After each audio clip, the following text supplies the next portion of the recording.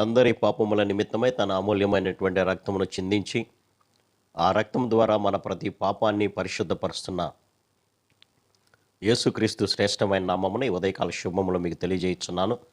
ఇది నా దేవుని యొక్క వాక్య ధ్యానము. అన్యాయపు తీర్పు నొందిన వాడై అతడు కొనిపోబడెను. యెషయా గ్రంథము 53వ అధ్యాయము 8వ వచనము. అవును ప్రియులారా, ప్రభు అయినటువంటి యేసు క్రీస్తు అన్యాయమైనటువంటి తీర్పును పొందినటువంటి వాడిగా మనకు కనపడుతున్నాడు. ఎందుకు అలాంటి తీర్పు ఆయన భరించవలసి వచ్చినది అని గనక మనం ఆలోచన చేస్తే, ప్రధాన యాజకులను మహాసభ వారందరూ యేసును చంపవలెనని ఆయనకు విరోధముగా అబద్ధ సాక్ష్యము వెదుకుచుండరే.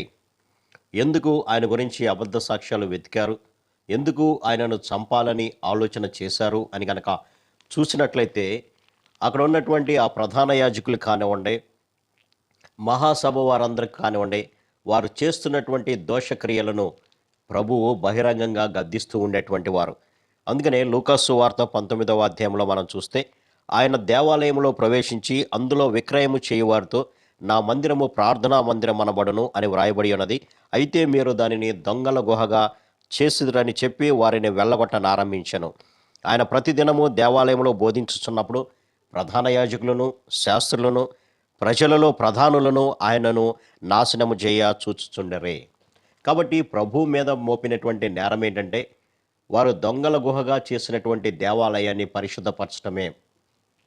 కాబట్టి వారు చేస్తున్నటువంటి ప్రతి అక్రమం గురించి ప్రభు వారిని హెచ్చరిస్తున్నప్పుడు, ఆయన మీద వారు ద్వేషాన్ని పెంచుకొని అబద్ధమైనటువంటి సాక్ష్యాలు వారు వెతుకుతూ ప్రభువుని సంహరిద్దామా అనేటువంటి ఆలోచన చేసినటువంటి వారిగా మనం గమనించవచ్చు. అంతేకాకుండా ఇక్కడ గమనించినట్లయితే, అబద్ధ సాక్షులు అనేకులు వచ్చినను సాక్ష్యం ఏమీ దొరకలేదు. అయితే తుదకు 2 మనుషులు వచ్చి ప్రభు మీద మోపుతున్నటువంటి నేరం ఏంటంటే, ఇదిగో ఈ దేవాలయాన్ని 40 సంవత్సరాలు కట్టారు కదా, అటువంటి దేవాలయాన్ని చూసి దీనిని పడగొట్టి 3 దినాల్లో నేను కడతాను అనేటువంటి అబద్ధమైనటువంటి మాటలు, మోసకరమైనటువంటి మాటలో ఈయన తెలియచేస్తున్నారు అనేది ఒక నేరం అయితే, ఇదిగో నేను యూదుల రాజుని అని ప్రజలను రెచ్చగొట్టి కైసరుకు పన్నియకుండా వారు మానివేసేటట్లుగా ఈయన రెచ్చగొడుతున్నాడు అనేటువంటిది రెండవ ఆరోపణ. అయితే ఈ 2 ఆరోపణలు ఇహ సంబంధమైనవి కాదు, కానీ పరలోక సంబంధమైనటువంటి రాబోయేటువంటి విషయాలను గురించి ఇక్కడ ప్రభు బయలుపరుస్తున్నారు ప్రియులారా. అవును, తన దేహం అనేటువంటి దేవాలయాన్ని మరణించిన తర్వాత తిరిగి 3వ దినాన నేను లేస్తాను అనేటువంటి సత్యాన్ని తెలియపరచడానికే ఆయన దేవాలయము అనేటువంటి దాన్ని ఉపయోగించారు ప్రియులారా.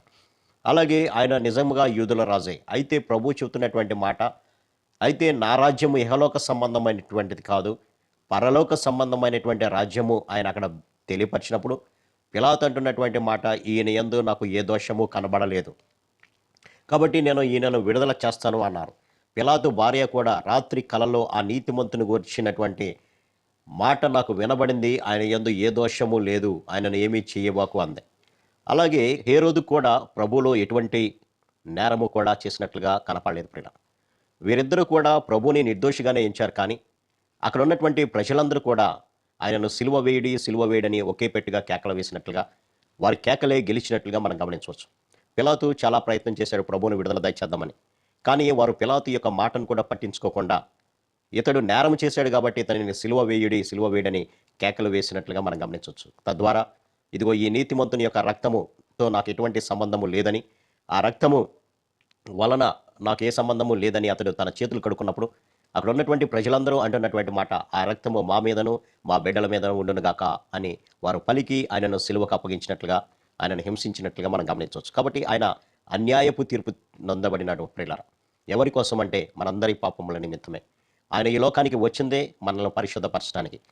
తద్వారా ఆయన చేస్తున్నటువంటి బోధలను సహించలేనటువంటి జనాంగము, పెద్దలు ఆయనను మరణమునికి అప్పగించినట్లుగా మనం గమనించవచ్చు. ఆయన యందు ఏ దోషము కూడా లేదు, కానీ మనందరి నిమిత్తమై ఆయన దోషిగా అయ్యాడు. కాబట్టి దిన వాక్య ధ్యానం ద్వారా ప్రభువు ఎందుకు అన్యాయపు తీర్పు పొందాడు అని గమనించి మన జీవితాలను సరిచేసుకొని ప్రభు వైపు చూద్దాం, ఆయన ఇచ్చేటువంటి రక్షణను పొందుకుందాం. అట్టి కృపా పరిశుద్ధాత్మ దేవుడు మనందరూ దయచేయను గాక. ఆమేన్. ప్రార్థన. సర్వశక్తిగా ప్రేమగల మా తండ్రి, మా కొరకు ఈ లోకానికి వచ్చినైనా మీ బోధల ద్వారా అనేకులను మార్చడం ఇష్టం లేనటువంటి వారు అన్యాయమైనటువంటి తీర్పుకు మిమ్మల్ని గురి చేసి, నేనా మిమ్మల్ని హింసించి కొరడాలతో కొట్టి మీరు మరణించే వరకు కూడా వారు హింసించారు నాయన. ఇదిగోని ప్రభా ఆ యొక్క చిందించినటువంటి రక్తము ద్వారా మాకు రక్షణ కలుగుతుందనేటువంటి సత్యాన్ని మేము గమనించినటువంటి వారుగా నాయన మీ రక్తమును నిర్లక్ష్యం చేయకుండా దాని యందు విశ్వాసం ఉంచి మా ప్రతి పాపము కడుక్కొని శుద్ధిపరచుకోవడానికి కావాల్సినటువంటి కృపను మాకు దయచేయమని యేసు నామమున అడిగి వేడుకొంచున్నాం తండ్రి. ఆమేన్. God bless you.